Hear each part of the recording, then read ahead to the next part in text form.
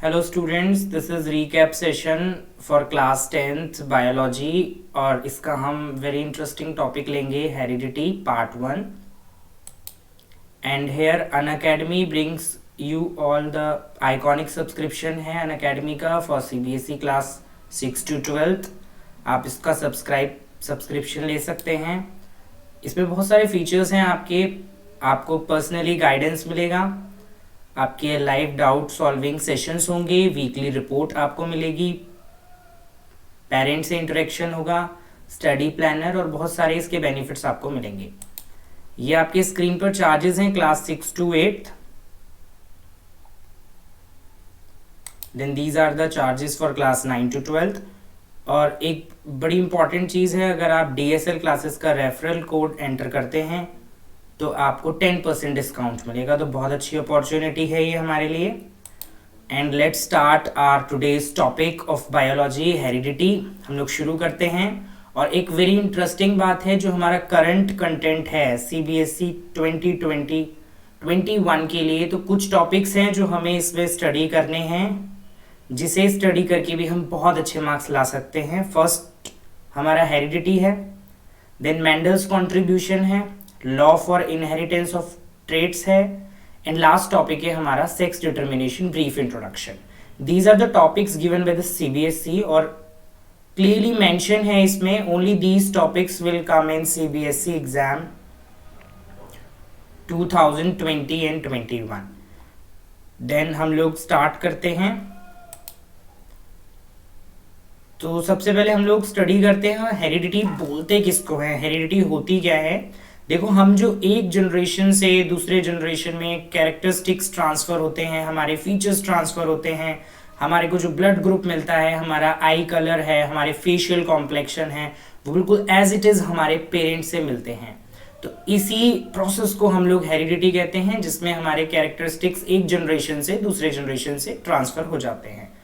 अगर हम हेरिडिटी की इस ब्रांच को स्टडी करते हैं तो इस ब्रांच को हम जेनेटिक्स, जैसे फिजिक्स केमिस्ट्री बायोलॉजी आपकी दो ब्रांच है, तो ये बायोलॉजी की ही एक ब्रांच है जेनेटिक्स। तो कुछ जेनेटिक्स को पढ़ने से पहले हमारे बेसिक टर्मिनोलॉजी हैं जो हम लोगों को स्टडी करने हैं, बायोलॉजिकल टर्म्स हैं, बट घबराने की बिल्कुल बात नहीं है। हम इसको बहुत अच्छे से स्टडी करेंगे और इसको समझते हैं।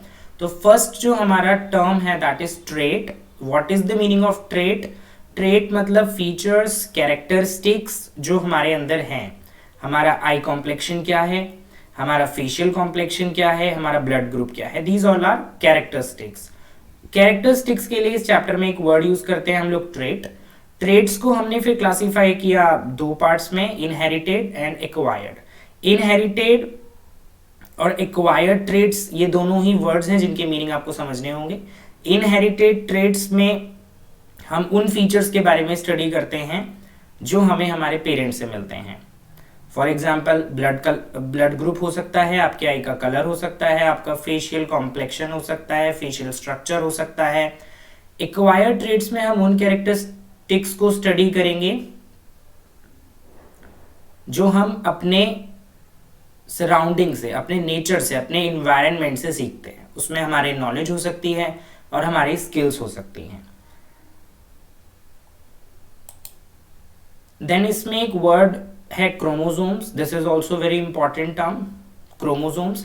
Chromosomes are present in DNA deoxyribonucleic acids full form है इसकी। काफी इंपॉर्टेंट टॉपिक है ये। क्रोमोसोम प्रेजेंट होता है न्यूक्लियस में। हम सभी जानते हैं न्यूक्लियस सेल का कंट्रोलिंग सेंटर है, हमने प्रीवियस क्लासेस में इसके बारे में काफी पढ़ा हुआ है। और क्रोमोसोम्स हेल्प करता है कैरेक्टरिस्टिक्स को एक जनरेशन से दूसरी जनरेशन में ट्रांसफर करने के लिए। क्रोमोसोम्स में डीएनए जो है उसका हेलिकल स्ट्रक्चर होता है, और क्रोमोसोम्स की जो फंक्शनल यूनिट है उसको हम जीन्स बोलते हैं, और जीन्स को हम लोग यूनिट ऑफ इनहेरिटेंस भी बोलते हैं। घबराने वाली बात नहीं है।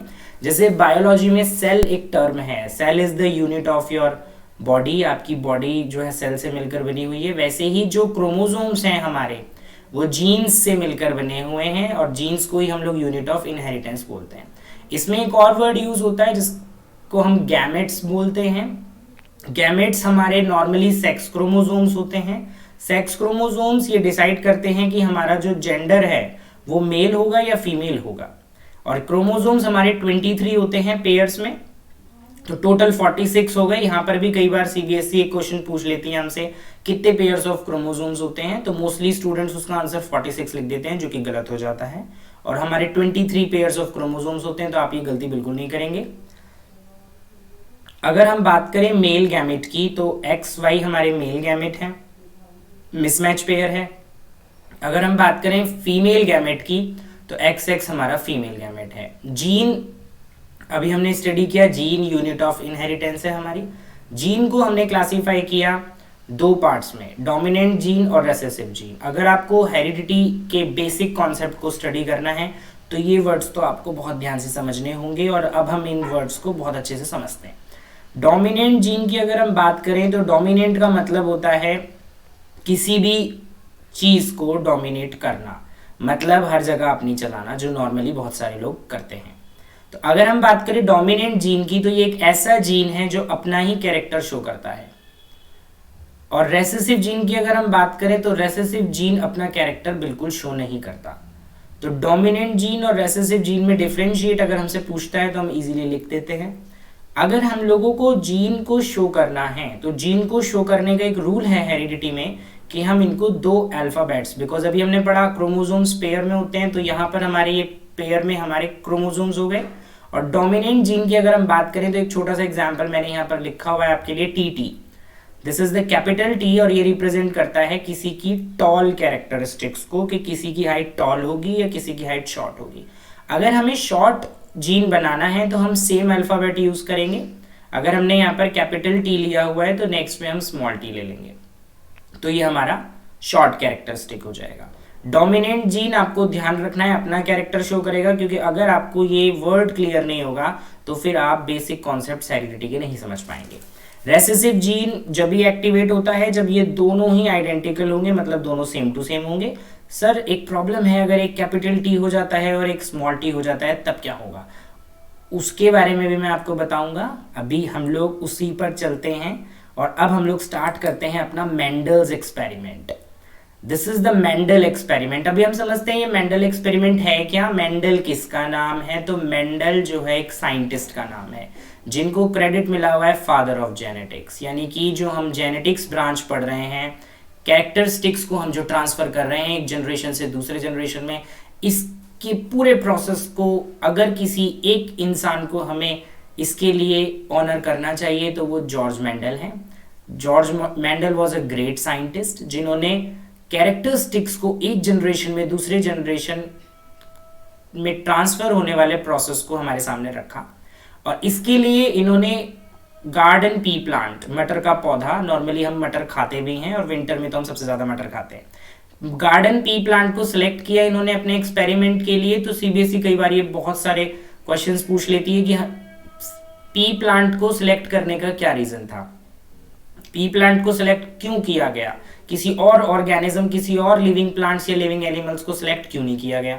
तो इसका कॉज ये है कि एक तो पी प्लांट बहुत शॉर्ट स्पैन ऑफ टाइम में रिप्रोड्यूस हो जाता है, अराउंड 3 to 4 मंथ, 3 से 4 महीने में हमें एक नई जनरेशन मिल जाती है, और उसके सीड्स को अगर हम ग्रो करते हैं तो हमें दूसरी नई जनरेशन मिल जाती है। तो इसीलिए इन्होंने पी प्लांट को सिलेक्ट किया। उसके बाद जो सेकेंड रीजन था, it shows distinct varieties in characteristics. Distinct लिखा हुआ है ये, यानी ये बहुत सारी वेराइटीज शो करता है, बहुत सारे कैरेक्टरिस्टिक्स को शो करता है, जिसमें हमारा हाइट भी हो सकता है, टॉल प्लांट और शॉर्ट प्लांट, हमारे कलर्स हो सकते हैं किसी भी फ्लावर के, जो हम आगे डिस्कस करेंगे। तो मेंडल्स एक्सपेरिमेंट क्या है। मेंडल्स एक्सपेरिमेंट पी प्लांट का एक एक्सपेरिमेंट है। पी प्लांट को क्यों सिलेक्ट किया, कॉज क्या है, ये हमें ध्यान रखने होंगे। यहां पर इस टॉपिक में जो सबसे इंपॉर्टेंट चीज है that is the monohybrid cross. ये वर्ड थोड़ा सा कंफ्यूज कर देगा, लेकिन घबराने वाली बिल्कुल जरूरत नहीं है, क्योंकि अब हम लोग ये मोनोहाइब्रिड क्रॉस का मीनिंग समझते हैं। देखिए मोनो मीन्स क्या होता है, मोनो मीन्स होता है वन, और हाइब्रिड मीन्स क्या होता है, और क्रॉस मीन्स क्या होता है। मोनो मीन्स होता है वन कैरेक्टरिस्टिक, यानी कि एक कैरेक्टरिस्टिक को अगर हम एक जनरेशन से दूसरे जनरेशन में ट्रांसफर कर रहे हैं तो इट स्टैंड्स फॉर मोनो।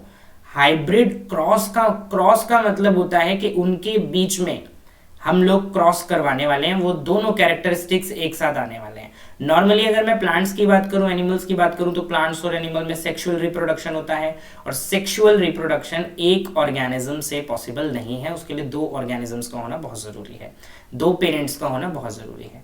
तो ये monohybrid cross very important topic है और इसको हम स्टडी करते हैं। इसमें वन कैरेक्टरिस्टिक्स को हम स्टडी करेंगे। होप्स हो कि आपको मोनोहाइब्रिड क्रॉस का मीनिंग समझ में आ गया होगा। मोनोहाइब्रिड क्रॉस का मीनिंग है वन कैरेक्टरिस्टिक्स को एक जनरेशन से दूसरे जनरेशन में ट्रांसफर करेंगे। तो बहुत सिंपल मेथड है इसका, फ्लो चार्ट से हम लोग इसको सीखेंगे। कोई थ्योरी लिखने की बिल्कुल जरूरत नहीं है आपको, फ्लो चार्ट से आप इसको इजीली समझ के बहुत अच्छे से इस आंसर को अटेम्प्ट कर सकते हैं। तो यहाँ पर मैंने पेरेंट्स लिखा हुआ है, दो पेरेंट होंगे हमारे, एक मेल पेरेंट और एक फीमेल पेरेंट। मेल पेरेंट के जो गैमेट्स हैं वो हमारे टॉल होंगे, हाइट, यहाँ पर हम लोग हाइट ले रहे हैं पी प्लांट की, आपकी बुक का वेरी इंपॉर्टेंट टॉपिक है ये, पी प्लांट की हम लोग हाइट लेते हैं यहाँ पर। इसके लिए हम जो गैमेट यूज करेंगे वो कैपिटल टी और कैपिटल टी यूज करेंगे। सेम हम दूसरी साइड पे शॉर्ट गैमेट लेंगे। शॉर्ट गैमेट के लिए हम यही वाला लेटर यूज करेंगे, ये हमारा हेरिडिटी का बेसिक रूल है जो हमें ध्यान रखना पड़ेगा। और अगर ये कैपिटल टी और ये कैपिटल टी है तो हम शॉर्ट वाले को स्मॉल टी और स्मॉल टी लिख देंगे। आप किसी भी दूसरे अल्फाबेट का अगर यूज करते हैं तो ये गलत हो जाएगा, तो यहाँ आपको थोड़ा सा ध्यान रखना होगा। उसके बाद जब हम गैमेट्स पर आते हैं तो हमने यहाँ दो अलग अलग गैमेट निकाल दिए, क्योंकि हमने पढ़ा है जो क्रोमोसोम्स होते हैं वो हमारे पेयर में क्रोमोसोम्स होते हैं। तो यहाँ पर हमने दो अलग अलग गैमेट ले लिए हैं, एक कैपिटल टी, इधर भी हमने एक कैपिटल टी लिया है। यहाँ पर भी शॉर्ट वाले के हमने दो अलग अलग गैमेट ले लिए हैं, एक स्मॉल टी और एक स्मॉल टी। अब हम इन दोनों के बीच में क्रॉस करवाने वाले हैं और जो जनरेशन हमको मिलने वाली है उसका नाम है F1 जनरेशन। अगर हम कैपिटल टी को इसके स्मॉल टी के साथ क्रॉस कराते हैं तो ये बनता है capital T and small T. अब यहाँ पर मैं आपको लॉ ऑफ इनहेरिटेंस बताऊंगा, इसका एक्सप्लेनेशन आपसे नहीं पूछा जाएगा, आपको बस ध्यान रखना है। लॉ ऑफ इनहेरिटेंस में जो सबसे पहला लॉ हम लोगों को स्टडी करना है उसका नाम है लॉ ऑफ डोमिनेंस। मैंने डोमिनेट का मीनिंग आपको पहले ही बता दिया था कि जो दूसरे कैरेक्टर को शो करके केवल अपना कैरेक्टर ही शो करेगा। तो अगर टी है, कैपिटल टी के बारे में हम स्टडी करने वाले हैं और यहां से हमने एक गैमेट लिया है स्मॉल टी, तो कैपिटल वाला स्मॉल वाले को डोमिनेट कर देगा, यानी कि जो हमें प्लांट मिलने वाला है वो टॉल प्लांट मिलने वाला है।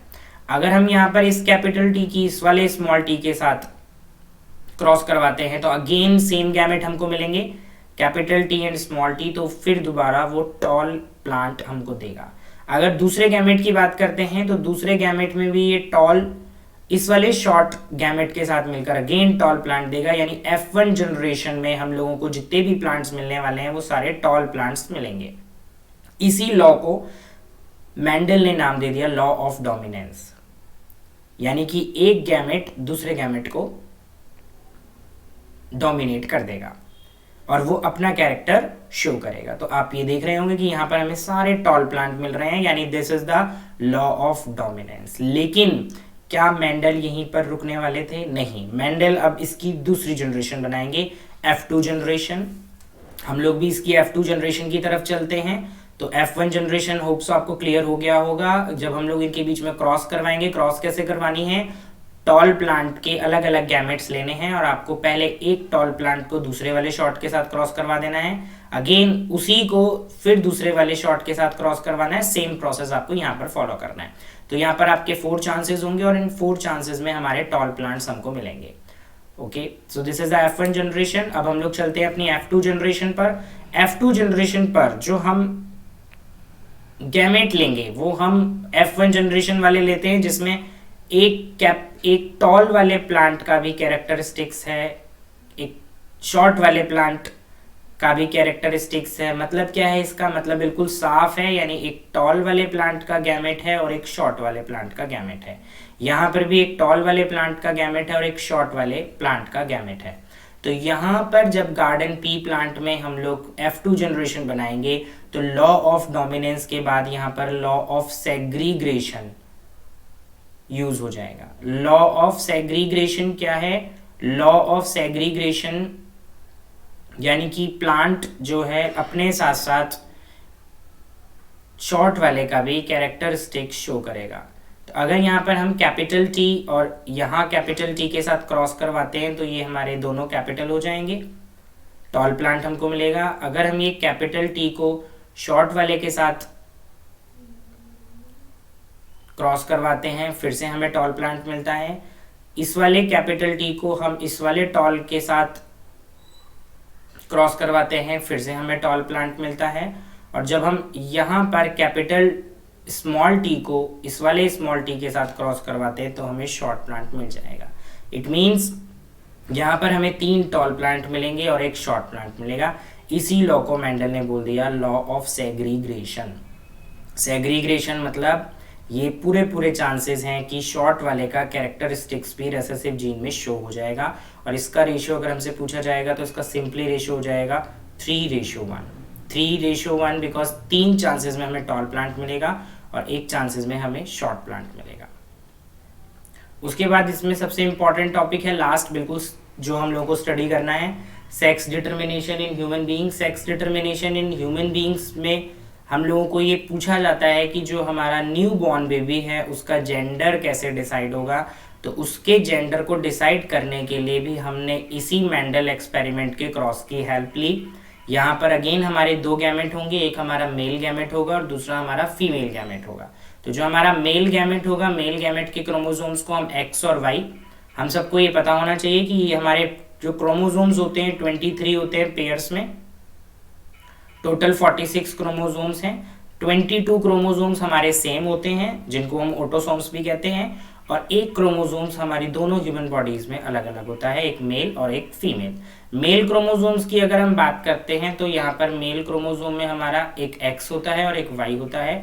फीमेल क्रोमोसोम की अगर हम बात करते हैं तो दोनों सेम होते हैं, एक एक्स होता है और दूसरा भी एक्स होता है। अगर हम यहाँ पर मेल क्रोमोसोम्स को स्टडी करते हैं तो यहाँ पर से हमने दोनों गैमेट्स अलग अलग निकाल लिए हैं, एक एक्स क्रोमोसोम लिया है और एक वाई क्रोमोसोम लिया है। फीमेल में भी हमने 2 अलग अलग गैमेट्स निकाल लिए, एक एक्स क्रोमोसोम लिया है और एक दूसरा भी एक्स क्रोमोसोम लिया है। तो जब हम इनके बीच में बिल्कुल मेंडल एक्सपेरिमेंट जैसे ये भी इनके बीच में क्रॉस करवाते हैं तो इस वाले एक्स को जब आप इस वाले एक्स के साथ क्रॉस करवाएंगे तो XX the chances of the new born baby is a girl. इस वाले एक्स क्रोमोसोम को आप इस वाले एक्स क्रोमोसोम के साथ क्रॉस करवाते हैं, अगेन द चांसेस गर्ल। लेकिन ये जो वाई क्रोमोसोम है ये आपके बॉयज होने के चांसेस बढ़ा देगा।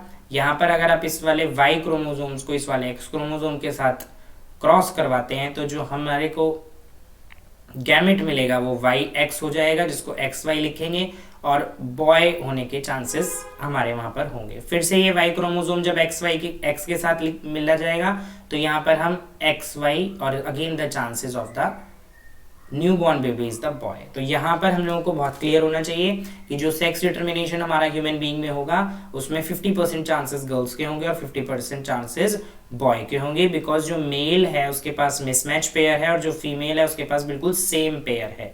तो बिल्कुल क्लियर है यहाँ से कि male is the responsible for the gender of the newborn child.